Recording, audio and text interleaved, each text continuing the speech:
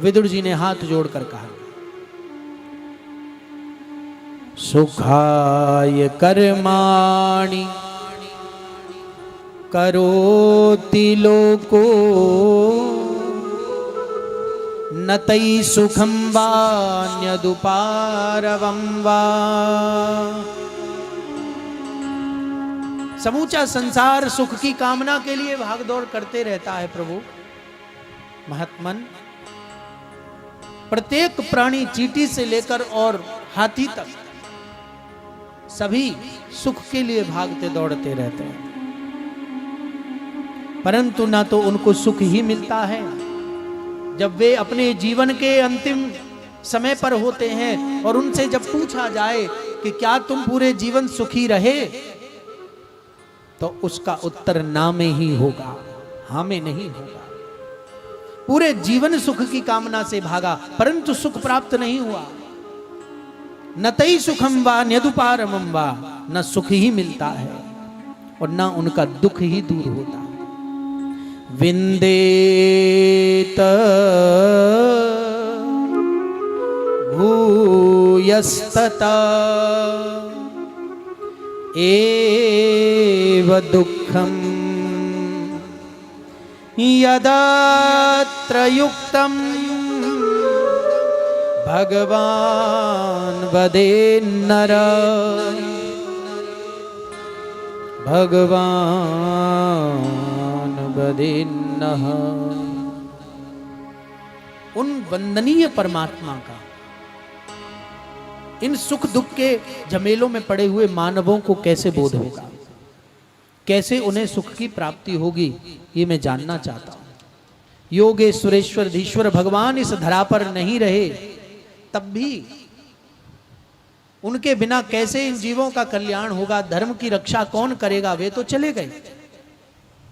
ये मैं जानना चाहता हूं कि सुख का मूल क्या है, सुख कैसे मिल सकता है। और मेरा दूसरा प्रश्न यह है कि इस सृष्टि के बनते समय किन किन तत्वों का उपयोग किया गया। भाई, कोई कुम्हार घड़ा बनावे तो गढ़े के लिए तो सामग्री चाहिए, मिट्टी चाहिए, पानी चाहिए, वो चाक चाहिए, गोलाई अच्छी सी देनी है तो अग्नि भी चाहिए पकाने के लिए। तो क्या उन परमात्मा को इस धरती को बनाते समय किसी पदार्थ की आवश्यकता नहीं पड़ी, अथवा जिस पदार्थ की आवश्यकता पड़ी उसके बारे में हम जानना चाहते हैं कि वे परमात्मा सृष्टि को कैसे बनाते हैं। तब श्री मैत्रेय मुनि जी महाराज कहते हैं कि ततो भवान महातत्वम् अव्यक्ता कालच ओदितात् विज्ञाना आत्मदेहस्थम् विश्वं व्यंजनते तदा। महतत्व नाम का एक तत्व उत्पन्न हुआ काल के जाने के बाद। जब बहुत काल प्रतीत हो गया तो महतत्व प्रकट हुआ। महतत्व होता है अहंकार। महतत्व माने नारायण के मन में जब इच्छा हुई कि एको हम बहुश्यामी, तब एक तत्व प्रकट हुआ, महतत्व। और वो नारायण का ही दूसरा एक शक्ति पुंज था जो प्रकट हुआ। एक पुंज के रूप में, एक पिंड के रूप में परमात्मा आए और उस पिंड में से ही पूरे समूचे ब्रह्मांडों का निर्माण हुआ। कैसे हुआ कि जब वह महतत्व प्रकट हुआ, वह पिंड, वह पुंज, वह शक्ति पुंज प्रकट हुआ, उस समय पर नारायण ने इच्छा की, अहंकार की इच्छा कि ये मेरा स्वरूप है। और जैसे ही अहंकार आया तो अहंकार के द्वारा ही भगवान के मानसीय इंद्रियों का निर्माण हुआ। परमात्मा के मन नहीं होता, लेकिन मन का संकल्प किया, मन प्रकट हुआ। और जैसे मन प्रकट हुआ तो तो फिर अपनेपन की अपनी रचना की इच्छा प्रकट हुई। जैसे रचना की इच्छा प्रकट हुई तो महाराज हाथ भगवान चतुर्भुज के नारायण के हाथ प्रकट हो गए। चारों भुजाएं चारों वेदों का प्रतिसूचक है। भगवान का जो शंख है वो ग्रीवा का प्रतिसूचक है। शंख के समान प्रभु की ग्रीवा है, गर्दन। ऐसे ही ऐसे एक एक वस्तु से, इच्छाओं से, कामनाओं से प्रभु का देह बनता चला गया। बाकी परमात्मा तो निराकार ही होते हैं,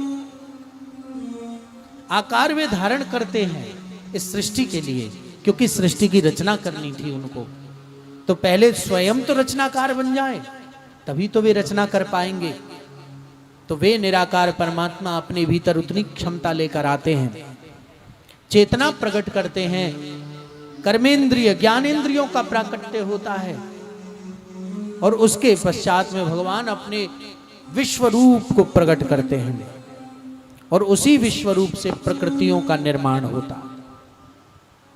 कहते हैं कि भगवान के जो रोम हैं वे सभी इस धरती पर जितना जंगल है वे सभी रोम के रूप में माने जाते हैं। परमात्मा का जो हृदय है वो भारत भूमि है। भारत की भूमि जितनी है वो ईश्वर का हृदय है, और इसीलिए शायद परमात्मा यहीं अवतार लेते हैं। हमारे किसी भी ईश्वर ने कहीं और अवतार नहीं लिया, किसी और देश में, भारतवर्ष में ही लिया, क्योंकि भारतवर्ष ईश्वर का हृदय है, परमात्मा का हृदय है। इसलिए हमारा भारत पूज्य भी है। जननी जन्मभूमिश्च स्वर्गादपि गरीयसी, जन्मभूमि स्वर्ग के समान होती है। तो भारत भूमि में रहने वाले कोई कम सौभाग्यशाली नहीं है। इसके पश्चात भगवान ने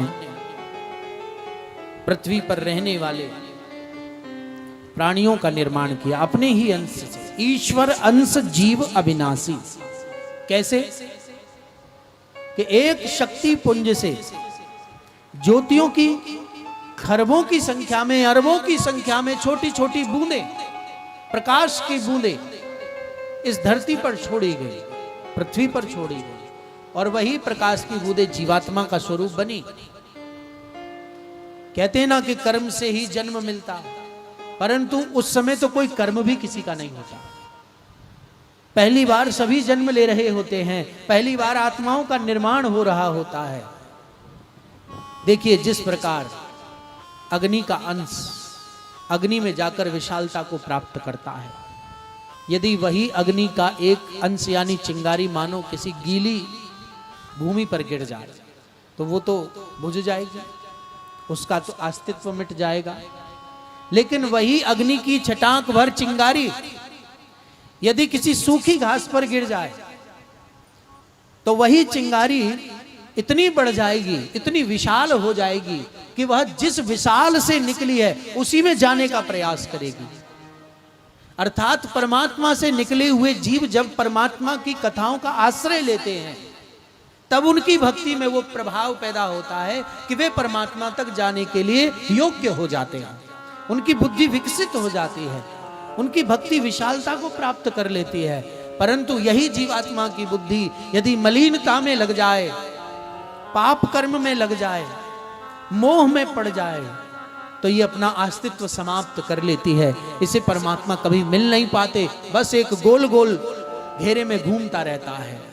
कभी मानव, कभी पशु, कभी पक्षी, कभी कीड़ा, कभी कुछ बन बनकर 84 लाख योनियों के चक्र में घूमता रहता है, परंतु मुक्त कभी नहीं होता। मुक्त वो तभी होता है जब वह परमात्मा की प्राप्ति के साधन करता है, तभी उसकी विशालता बढ़ती है।